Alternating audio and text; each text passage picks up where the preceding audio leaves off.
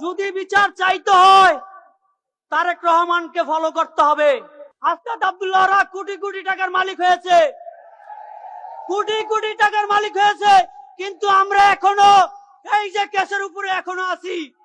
অন্তর্বর্তীকালীন সরকার ছিল তখন আমাদেরকে নিয়ে দুইটি ভাগে কাজ করছে। বিএনপি পরিবারকে দেখছে এক চোখে, আর হচ্ছে গিয়া ওদের বেল্টে যারা ছিল তাদেরকে দেখছে এক চোখে। তো আজকে মাননীয় প্রধানমন্ত্রীর কাছে অনেকে অনেক কথা বলেছেন। দীর্ঘ 17 বছর দেশনেত্রী বেগম খালেদা জিয়া এই মাটি ও মানুষের জন্য কতটা কষ্ট করেছে কেউ কিন্তু বলেন নাই।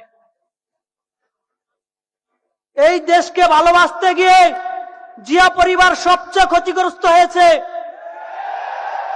এই দেশের মাটি ও মানুষকে ভালো রাখতে গিয়ে জনাব তারেক রহমান 17 বছর মাটিতে আসতে পারে নাই।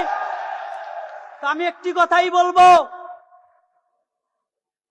এই দেশ যদি ভালো চান তারেক রহমানের দিকে তাকাইতে হবে, উনি কি করতে চাইতেছে। এই দেশ যদি ভালো রাখতে চান জনাব তারেক রহমানকে ফলো করতে হবে। এই দেশ কিভাবে আমরা আজকে বিদেশের মাটিতে যাই কাজ করতে, বিদেশের মানুষ 10টা বছর তারেক রহমানকে সময় দেন, বিদেশ থেকে মানুষ এসে আমাদের দেশে কাজ করব। একটি কথাই বলবো, জনাব তারেক রহমান এই দেশের মাটি ও মানুষের জন্য দিন রাত পরিশ্রম করছে। এই দেশের আহত নিহত শহীদ পরিবারকে কি বিচার চান আপনারা? যদি বিচার চাইতে হয় তারেক রহমানকে ফলো করতে হবে। যদি বিচার করতে হয় স্বরাষ্ট্রমন্ত্রীকে ফলো করতে হবে। আজকে এই দেশের জন্য গণতন্ত্র পূর্ণ প্রতিষ্ঠার লক্ষ্যে যা আমার একটি পা হারিয়ে ফেলেছি, দেখেন 2টা বছর আমি এখনো কষ্ট করতেছি শুধু মানুষের জন্য, এই দেশের মানুষের জন্য।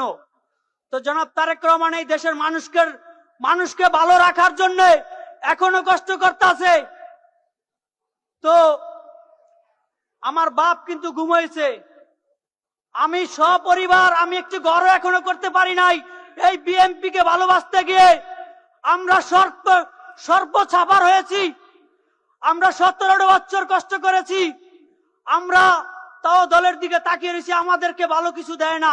কিন্তু হাসনাত সার্জিস, হাসনাত আব্দুল্লাহরা কোটি কোটি টাকার মালিক হয়েছে, কোটি কোটি টাকার মালিক হয়েছে, কিন্তু আমরা এখনো এই যে কেসের উপরে এখনো আছি। এই দেশের মানুষের দিকে চায়া, এই দেশের মানুষকে যদি ভালোবাসেন জনাব তারেক রহমানকে 10 বছর সময় দিতে হবে। কোন কথা চলবে না, কোন কন্ট্রোভার্সি চলবে না। তো আগামী দিনের হাসিনা কোনদিন এই দেশে আসতে পারবে না। হাসিনার যদি বিচার করতে হয় গণভোটে না জয়যুক্ত হয়েছে না, হাসানুল্লাহ কিন্তু 10 বছর শাস্তি দিছে। ভোট আমাদের আহত নিহত শহীদ পরিবারকে মতামত নিয়ে ওদের ফাঁসির রায় কার্যকর করতে হবে। এই দেশে ওদের অস্তিত্ব হবে না। এই দেশকে জনাব তারেক রহমানের কাছে নিরাপদ, মাননীয় প্রধানমন্ত্রীর কাছে নিরাপদ, জিয়া পরিবারের কাছে নিরাপদ, অন্য কারো কাছে নয়, অন্য কারো কাছে নয়। তাই বলি আমার বক্তব্য শেষ করছি। আল্লাহ হাফেজ। জিন্দাবাদ দেশনেত্রী খালেদা জিয়া, জিন্দাবাদ জনাব তারেক রহমান, জিন্দাবাদ। আজকে বুকটা ভরে যায় জনাব তারেক রহমান প্রধানমন্ত্রী, বুকটা ভরে যায়, রক্ত দিয়ে সার্থক হয়েছি, রক্ত দিয়ে বাপ ঘুম হয়েছে, তাতেও দুঃখ নাই। এই দেশের মানুষ যাতে ভালো থাকে এটাই কামনা করি জনাব তারেক রহমানের কাছে। ধন্যবাদ, ধন্যবাদ। আহত পরিবারের পক্ষ থেকে মোহাম্মদ শাহিন মালুর কথা এ পর্যায়ে বক্তব্য রাখার জন্য অনুরোধ করছি মিল্লাত হোসেনকে।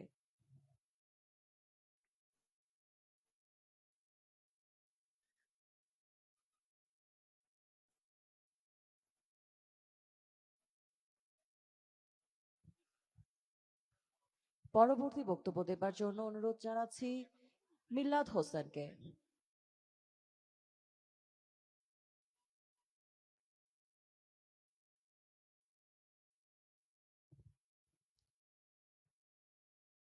আহত পরিবারের পক্ষ থেকে বক্তব্য দেবার জন্য এই পর্যায়ে অনুরোধ করছি মিল্লাত হোসেনকে।